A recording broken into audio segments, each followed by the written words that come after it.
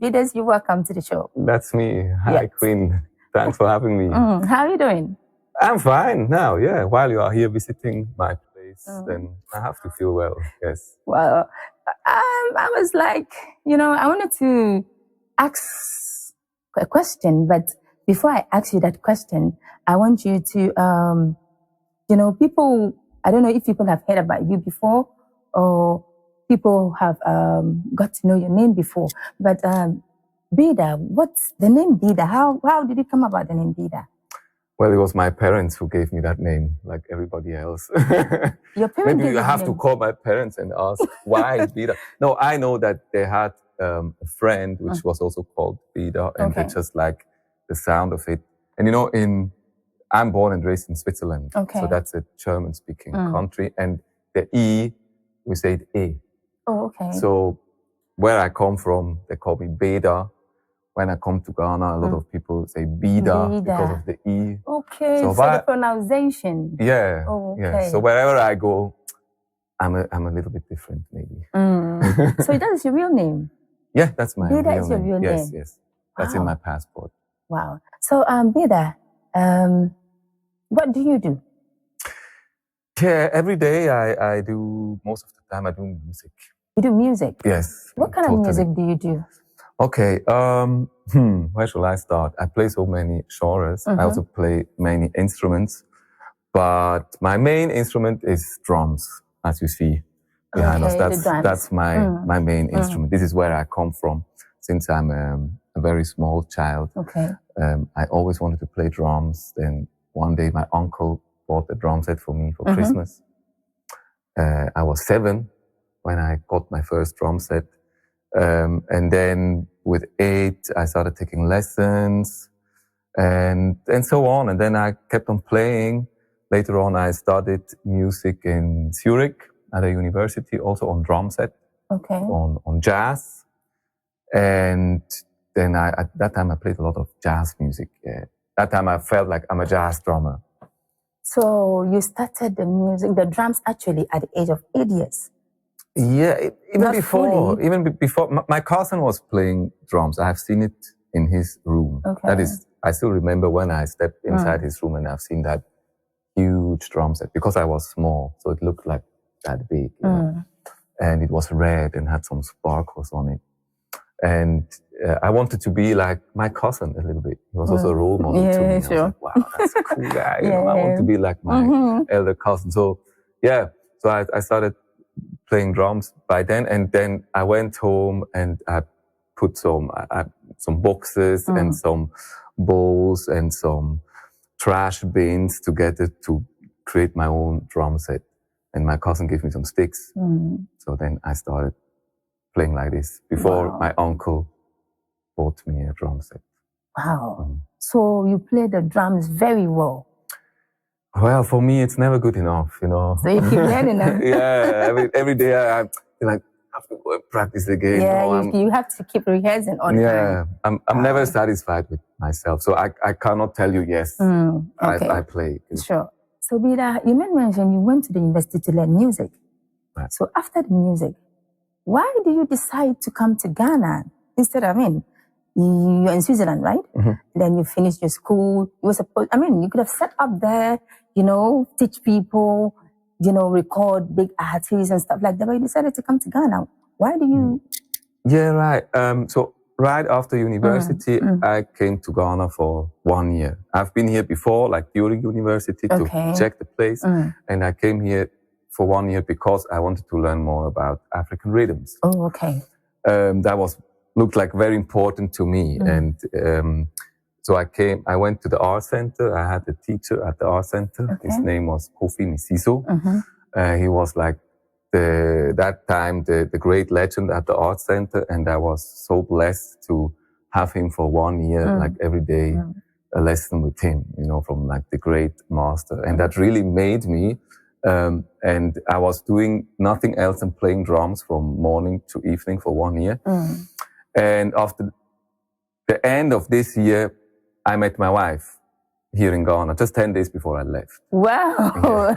Yeah. And then I went back to Switzerland, and as you said, I started teaching in various schools, and later my wife joined. We built a family, and I had a life there. Yeah, I had a good life, and I also played with some bands. I played in a very famous reggae band from Switzerland. We toured whole Europe. We played with Jamaican artists who came to Europe to tour, and my life was great. You know, I should have maybe stayed there, but I was on tour in Mexico. That was 2013, and then one evening I had like this inner call which told me, "Hey, leave your comfort zone and try something new." Wow! And go to Ghana and wow. Yeah, so Beda, you left your comfort zone after school and everything, and you decided to relocate to Ghana, to settle here in Ghana. How has it been? How did your parents, you left your parents behind, you left your friends behind, your loved ones, and you decided to come to Ghana. How did they take it? Yeah, not so easy. I mean, my parents were especially sad because of their grandparents, because, you know, the grandchildren, because the grandchildren are leaving. But right now, it looks like when I go and visit Switzerland, and I go like once or twice a year, we are even closer than before. Yeah. Then I also go and stay at their house, and we always have a really good and intense time. So I think we didn't really lose. And then me leaving the comfort zone and coming to Ghana, it's an adventure. You know, if you leave everything you had there, everything you have set up there, and you come in and it's like an empty field, and and it was just like, okay, let me see what's happening. Exactly. And I tried out so many things, and a lot of it also didn't work. When you came to Ghana? Yeah, of course.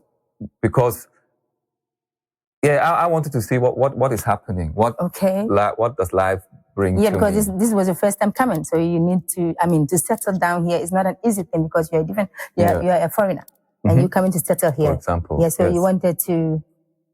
Yeah, so, and also for me, I just wanted to see what does life bring to me. Of course, I had a bit of plans, but I also wanted to see where is the whole thing leading to. And so when maybe somebody came and had an idea or something was brought to me, I said, okay, let me try. And then sometimes I tried, and maybe it was okay for 1 year or 2 years, and then all of a sudden, everything spoiled.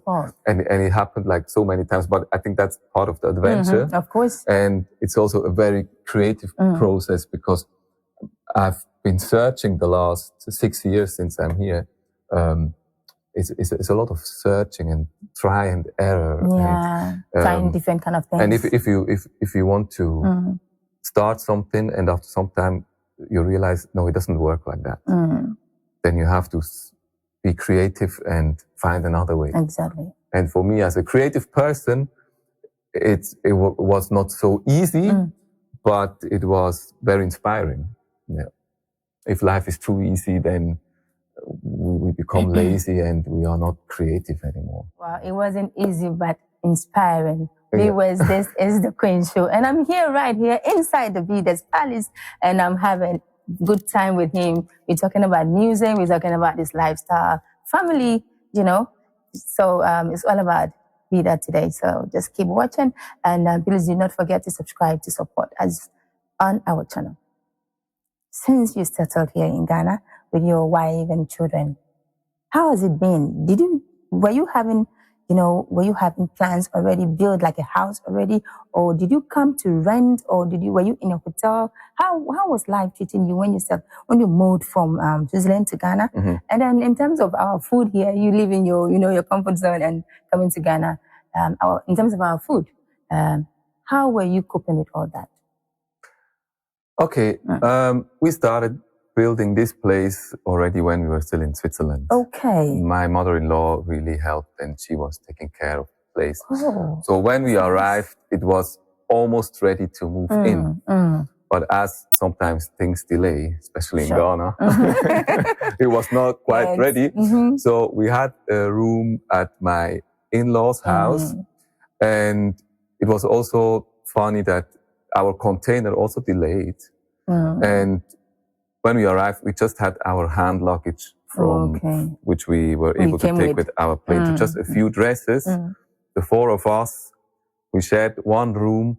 And that was it. And it really felt like, okay, now start from zero again. That's a bit how I felt, you know. And it was nice. It was a nice experience. Yeah, okay, now I don't have all my stuff with me, so I have to, you know, adjust into the situation. Yeah, mingle with what I have for now. And then about after 2 months, this place was ready for us to move in. And and then we started. We finished building the rest. Okay. So you moved in before you finished the whole building. Yeah. Okay. Just like our apartment within the building was ready, and then we have finished. Wow, that's nice. And food. You mentioned food. I mean, I'm not the type of person who have to eat my hometown food all the time. Okay. I want to adjust to where I am, and if I go somewhere, I want to. You're not a selective type. You try to try any other kind of countries when you move there. Yeah. At least I want to try. And if I don't like it, I don't like it. If I like it, I like it. And sometimes if I don't like it, I try as long as I get used to it. For example, Banku is something like that. You really love. Not first. It was not love at first sight. But just as you keep eating and you because it's a bit fermented, and that sour kind of thing is it's strange for somebody like me who's coming from Switzerland. Then it tastes and so, whoa, what is that? You know, and it's also not so easy to digest at first. But then if you take it small, the next time you try again, again. And now I love it. You love it. Banku with okra. Yeah. And what else have you tried apart from Banku and okra? Oh, I think almost a lot. I mean, I've been here for a while. I like red a lot. Gobe. I always pronounce it wrong. Yeah. See, I'm still learning. Still learning it. Gobe. Yeah, it's nice. Of course, fufu in all the various forms. And in all that, which of them would you say is your favorite? Gobe. Gobe is your favorite? Yes.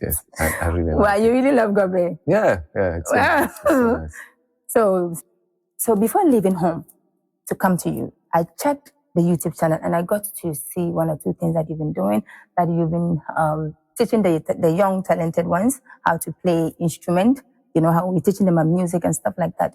How did you came by? I mean, how did you gather all these children to put them into the act? Okay. I mean, back in Switzerland, I was teaching at so many schools music as a music teacher. And when I left, I was tired of teaching, and I was like, okay, now I will start another life, and I will not teach again. Okay. That was my mindset. And while I was here, I met children who were so interested in music.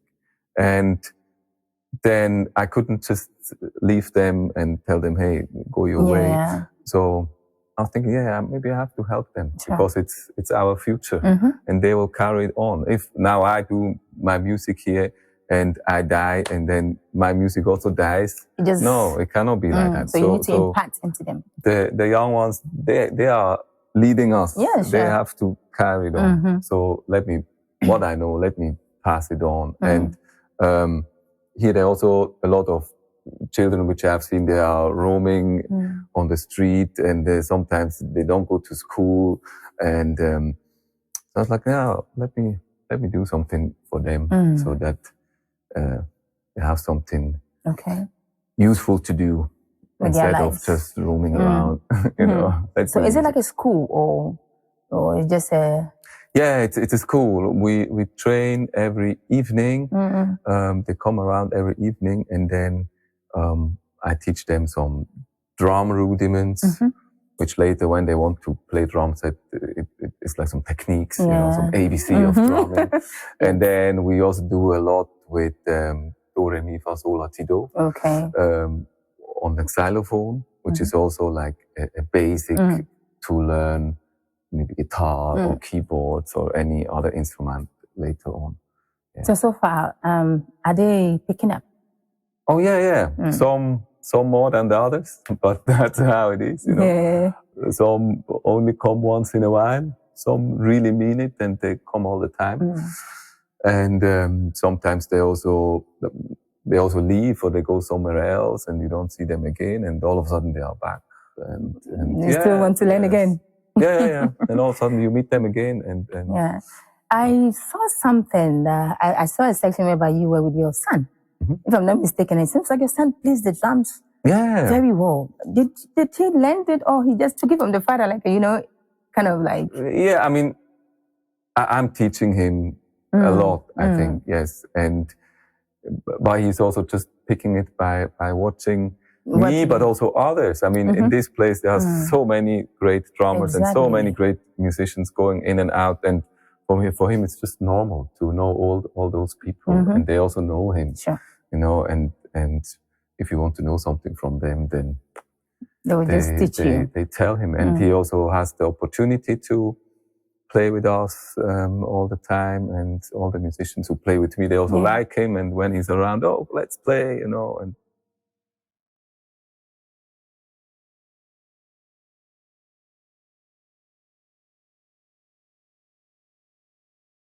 And what kind of music?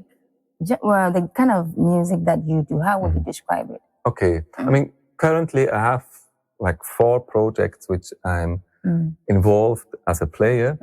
One project is in Switzerland, which is based on classical music.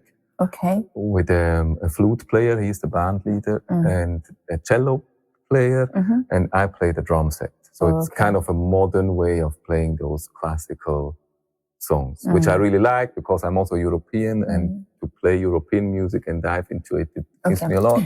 Then I play bass in the Local Dimension band. The band leader is Aaron Beda. He's teaching xylophone at the University of Performing Arts, which is great for me to also play local music from here and to get something from that.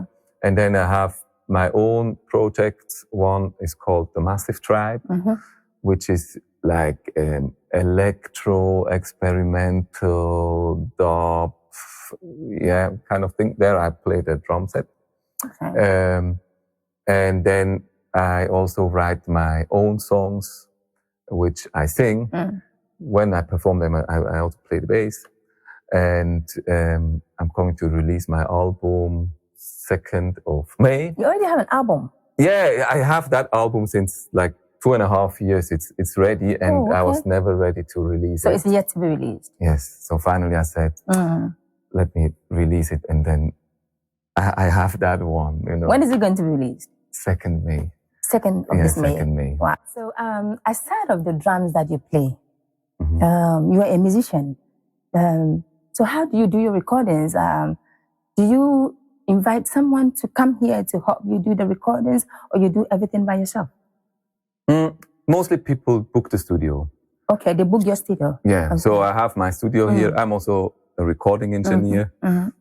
This came after many years of drumming. So I started recording, and then one thing led to the other. Now I have my studio here, and people especially like the drum sound in my studio. Wow. Surprisingly. Serious? Yeah. Just 2 days ago, I got the message from one guy in England. They are producing Black Sherif, which was recording here with his band. Sure. And he just sent me a message, hey, your room sounds so great for drums. I was like, oh yeah, that's nice to hear if others giving you a compliment, my drum sound, of course, you know. Yes. I think I'm good in recording live bands. Yeah, that's my thing. Okay. Yes, so I'm still here inside the recording studio of Beda, and we are still interacting about music.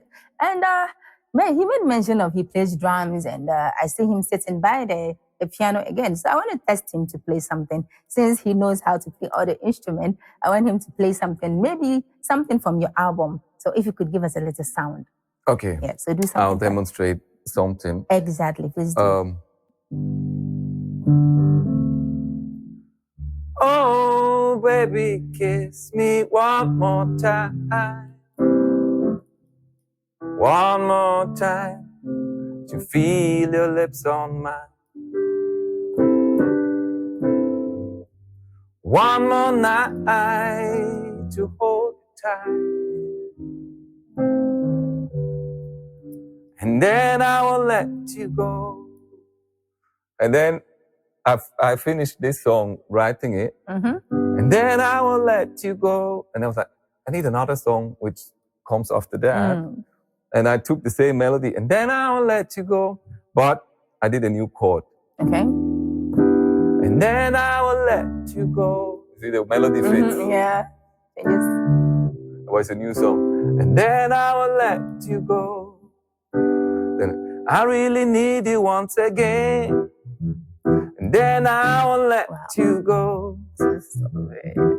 I ain't not feeling all the same. And then I will let you go. I really need you once again. Then I will let you go. So, yeah, so when I finished writing that song, I called Viola and I told her, hey, I have a song and I would like you to be on the album. And then she came around and she recorded it. Wow.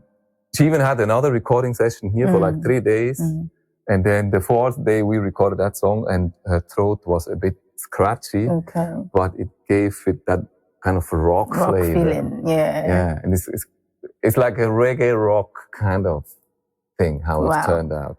Yeah, so we moved to the section of the drums, and I want him to play something to demonstrate something for me. But before that, I want us to talk about your tour that you'll be going. Yeah. Yeah, so... In June, I'll go to my hometown. Switzerland? With my band, The Massive Tribe. Okay. Yeah, where we play some electro, dub, experimental kind of thing. So the music I created for it, I wanted to have electronic music, but the drums should be live. Okay, you're going to play everything live? Yeah, just the drums.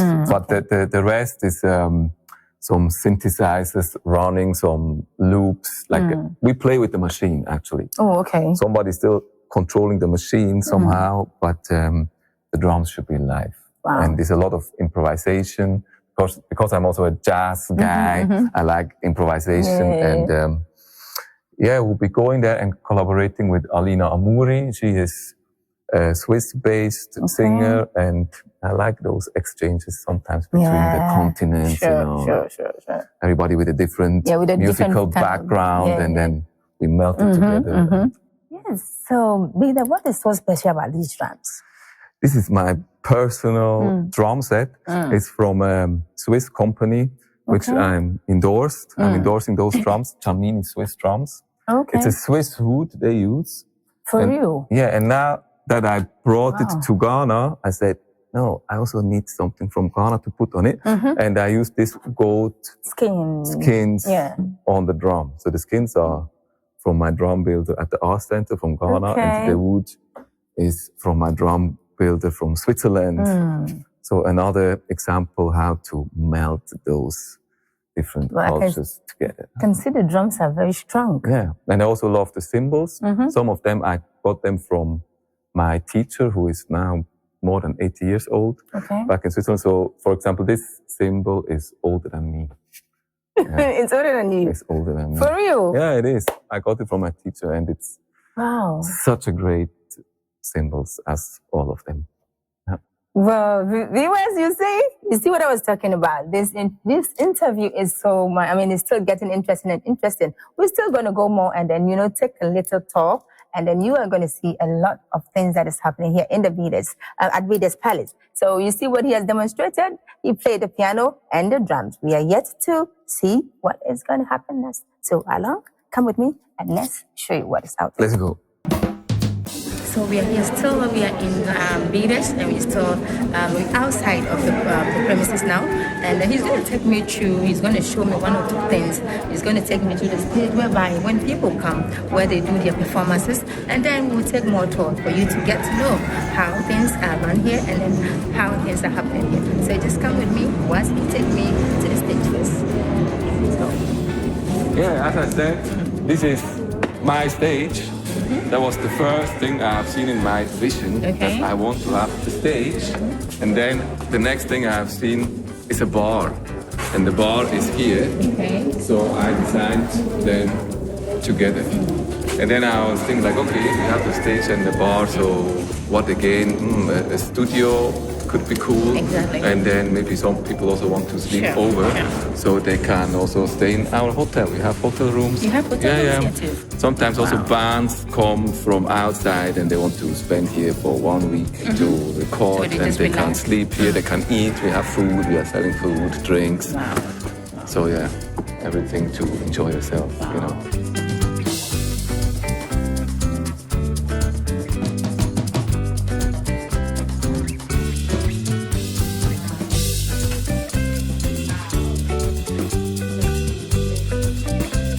So this is what you call the control room? That's the control room. Wow. Why control room?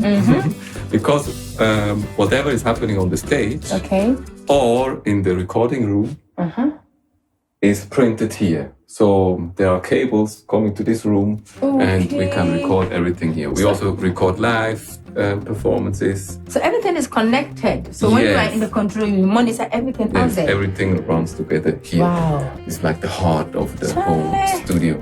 We have the mixer here, we have the computer here. Wow. Charlie, Beda, you've really done well. You've really done well for yourself, and trust me, it's not easy. As you know, moving into Ghana, you're able to achieve all this. Yes. It's not easy, trust me. I would say you've really done incredibly well. So from here, let's just take a little bit walk into your hotel rooms, and then you show me a little bit about what is happening.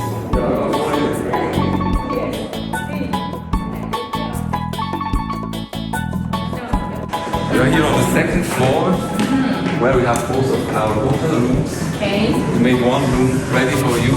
For me? To spend your holidays here. Oh my God! I can't. Wow! That's how our rooms are at Beda, where musicians can stay, or anybody can come and have some time here. Just relax, music, go and sleep, go and eat. Yes. Oh my! I'm loving the place. Look like what? The inside of the kids here, no, it's so beautiful. Yeah, it is. I love that. You've really done well. Thank you. And this one is the do they call it bathroom still? People always say bathroom. Everyone is neat. Everyone is neat. Yes. We have to create a clean environment. Trust me, viewers, this is where you have to be.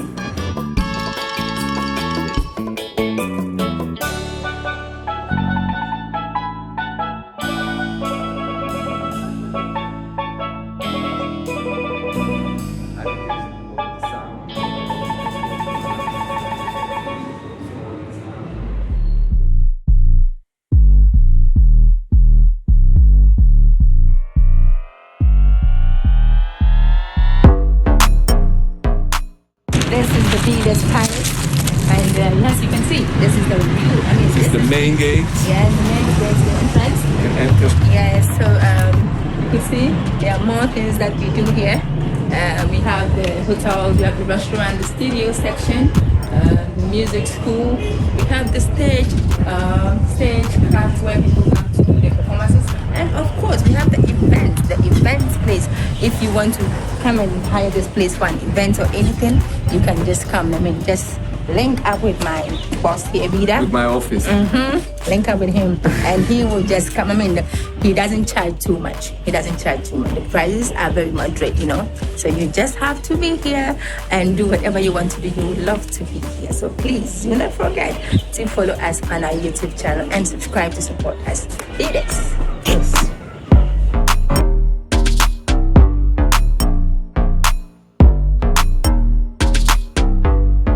Okay. Okay, so viewers, this is where we have to wrap up. But before we wrap up, I would like to just ask Beda one more question.